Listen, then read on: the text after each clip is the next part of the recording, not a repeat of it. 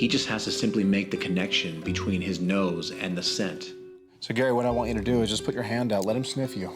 He needs to recognize your scent. It's gonna click in any minute. He knows your scent. He's been smelling it for a long time now.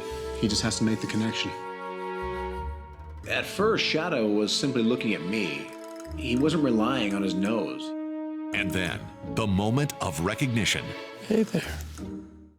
Shadow turned around and started kissing Gary right on the nose. He did seem to recognize me, so I was excited about that. Good boy.